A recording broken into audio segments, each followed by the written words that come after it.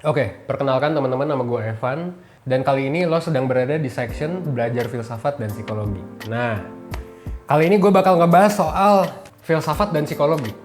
Sebenarnya keduanya relate nggak sih? Kenapa sih keduanya bisa relate banget gitu? Dan kayak untuk belajar salah satu, apa kalau harus belajar keduanya? Nah, kali ini gue bakal jawab pertanyaan itu. Dan buat lo yang pengen tahu, lo stay tune di videonya ya. Dan tonton sampai habis, biar lo bisa dapet keseluruhan insight-nya. Oke?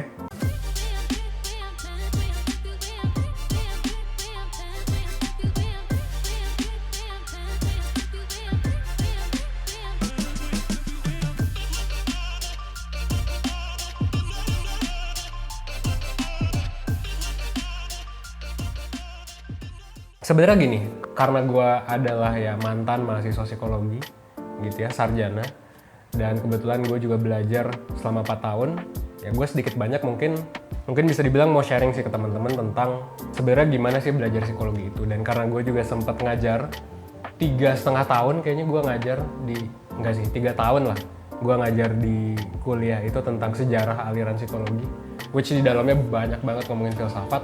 Kalau menurut gue, memang kalau mau belajar psikologi atau lo mau belajar filsafat, kayaknya kurang afdol kalau lo nggak belajar kedua-duanya sekaligus. Kenapa? Karena gini, kalau ngomongin soal psikologi, ya kita ngomongin soal definisi ya gitu. Kalau kita belajar sesuatu ya kita ngomongin definisinya gitu. Belajar soal air harus tahu definisi air itu apa, H2O misalnya. Nah, kita belajar soal psikologi harus tahu definisi manusia itu apa. Nah, sayangnya kan manusia itu kan sebenarnya susah ya untuk didefinisikan. Dan jadinya akhirnya muncullah aliran-aliran filsafat yang mendasari gitu, si manusia ini sebenarnya apa gitu. Nah, menurut lo sendiri manusia itu apa sih? Lo bisa cek ya di comment section.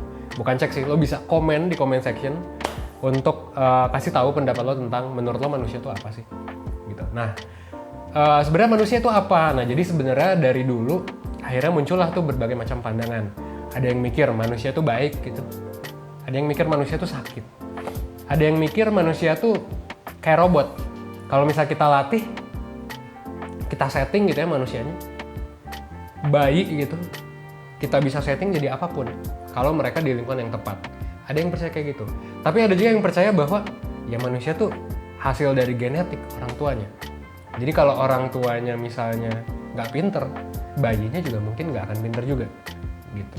Nah, jadi sebenarnya kalau ngomongin soal filsafat, soal psikologi, filsafat juga kan ngomongin soal ini ya, gimana kita mencari makna gitu. Nah, dalam pencarian makna itu ya tentu memang dimulai dengan definisi gitu sih. Jadi kayak makanya kalau belajar psikologi, belajar filsafat, biasanya keduanya itu beriringan gitu sih. Dan ngomong-ngomong soal psikologi dan filsafat, sebenarnya ada berbagai macam pandangan yang berbenturan. Maksudnya gimana? Jadi setiap filsuf atau setiap ilmuwan psikologi biasanya punya asumsinya sendiri terhadap manusia. Dan itu beda-beda. Misalnya yang tadi ya gue bilang, manusia tuh sebenarnya nativism gitu ya. Dapat ilmu tuh dari dalam gitu ya, diturunkan. Atau sebenarnya empiris. Manusia tuh memang kalau dia nggak belajar ya udah nggak akan pinter gitu ya. Nah, itu jadi perdebatan tuh. Jadi di satu sisi apakah manusia itu sebenarnya bergerak atas dasar insting yang diturunkan gitu ya, atau sebenarnya harus belajar gitu. Nah, terus yang kedua, manusia itu dianggap sebagai, ada yang menganggap manusia itu rasional versus irasional. Ada yang mikir manusia itu rasional, makanya ilmu ekonomi juga sebenarnya didasari oleh ini ya, yang menganggap bahwa manusia itu rasional sebenarnya. Jadi kayak kalau harga naik ya berarti demand-nya turun gitu. Itu kan rasional banget ya. Makanya kalau misalnya di IPS, bukan di IPS doang sih, di ekonomi kita mengenal ada yang namanya ceteris paribus. Ketika variabel yang lain nggak ngaruh, ya kita bisa asumsikan bahwa manusia itu rasional. Tapi ada juga yang mikir bahwa manusia itu irasional gitu sih. Yang kayak ya sebenarnya kenapa sih kita misalnya melakukan sesuatu gitu. Nah, banyak juga sebenarnya kan yang irasional. Ini masih jadi perdebatan. Yang ketiga apalagi? Manusia itu sebenarnya sama nggak sih sama hewan? Atau beda? Nah, ada yang nganggap sama. Yang kalau dilatih gitu ya. Makanya kalau penelitian dari behaviorism biasanya pakai apa? Pakai kera gitu ya. Pakai burung. Disuruh belajar dan akhirnya di-derive.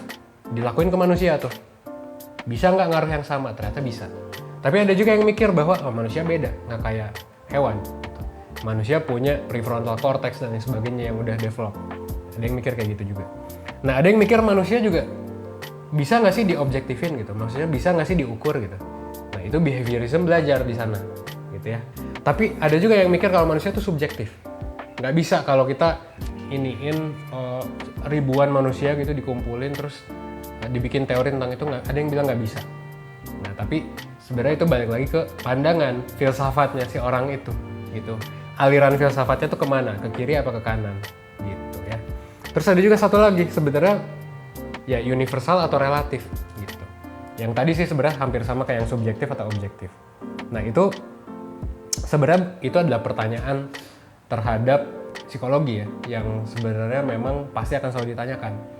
Dan makanya buat orang-orang, terutama buat lo yang pengen belajar psikologi, saran gue memang coba dalami dulu aliran filsafatnya. Kenapa? Karena dari sana lo bakal bisa, oh ini masuk ke kotak ini, oh ini masuk ke kotak ini gitu. Jadinya nggak pusing. Nah banyak temen gue yang dia mata kuliah filsafat psikologinya jelek nilainya, dia nggak ngerti.